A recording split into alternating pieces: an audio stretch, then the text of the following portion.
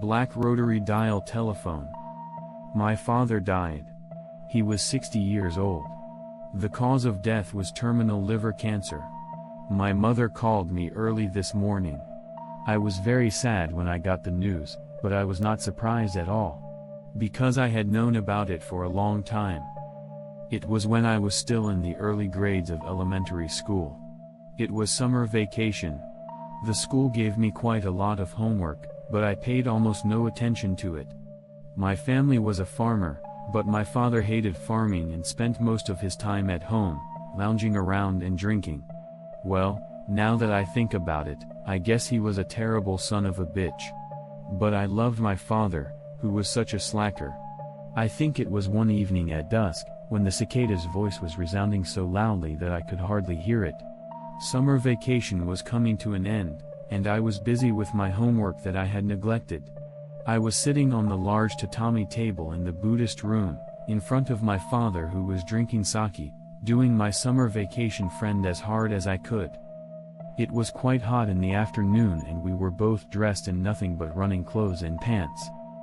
The shoji screens were open, and the evening sunlight was painting the tatami mats, the furnishings, and my father's face a bright vermilion. On the other side of the shoji was a porch with garden trees and a hedge. Suddenly, my father looked toward the garden and said, "Hey, Takashi. There's someone over there." I quickly turned around. There was a magnificent persimmon tree in the center of the large garden, and behind it, on the other side of the hedge, I could see a black figure from the shoulders up moving like a shimmering flame.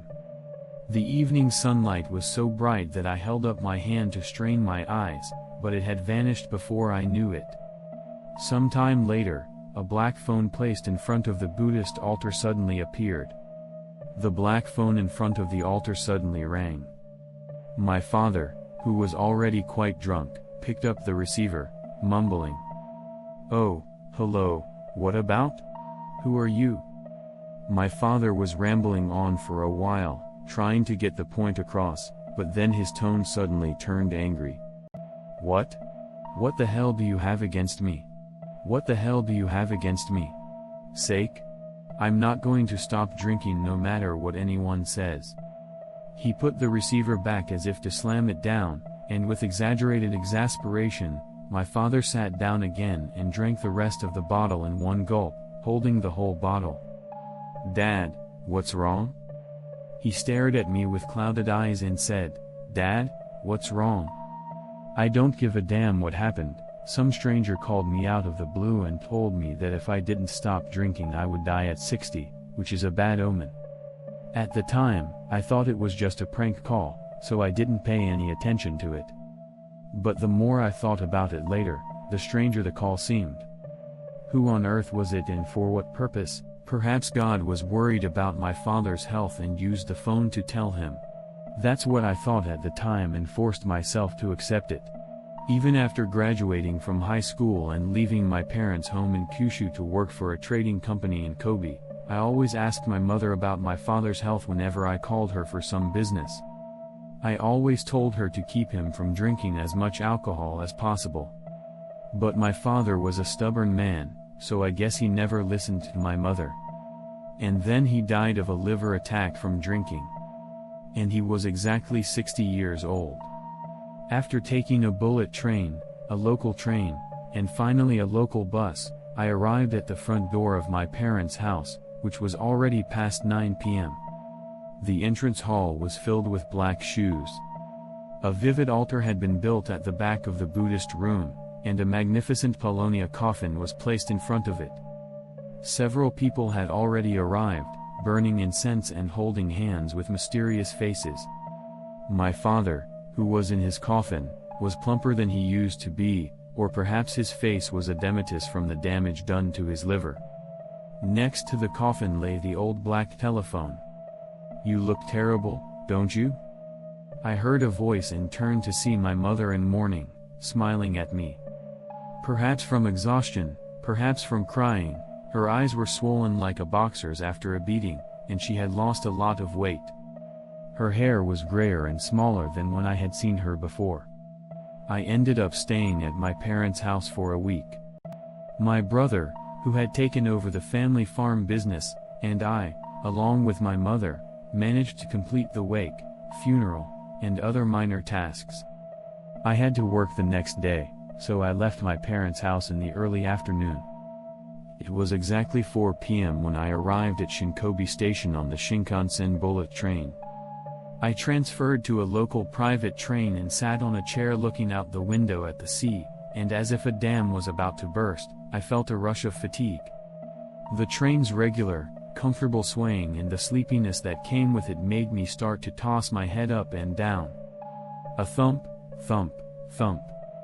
There was a dull clash of metal against metal, and the train shook violently. The next moment, the train went completely dark, as if there was a power outage. Then the train gradually slowed down. I wondered if there had been an accident. When I turned around and looked out the window, I couldn't help but say, "Ah!"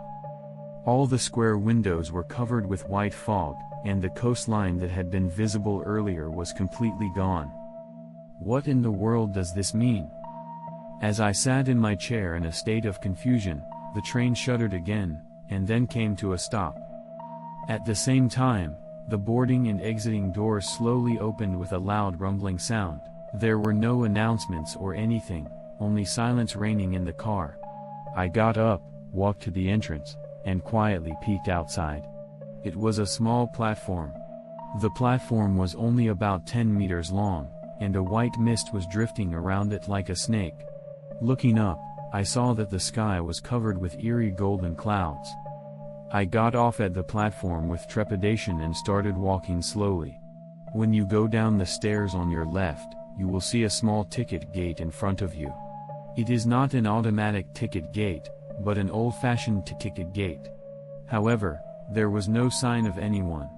After passing through the ticket gate, I found a narrow street with fog drifting in the air on both sides, so I somehow started walking on the right side of the street.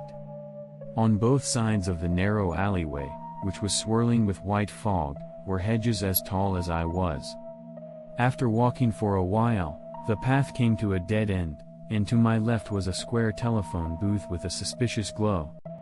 I looked over the hedge to the other side and saw a large persimmon tree. For some reason, I felt nostalgic, so I walked up to the persimmon tree, admired its magnificent branches, and touched its leaves, when I heard someone's voice coming from the other side of the hedge. As I peeked through the branches, I couldn't help but yelp. There was an old-fashioned garden tree spreading out, and beyond it was the porch of an old Japanese house.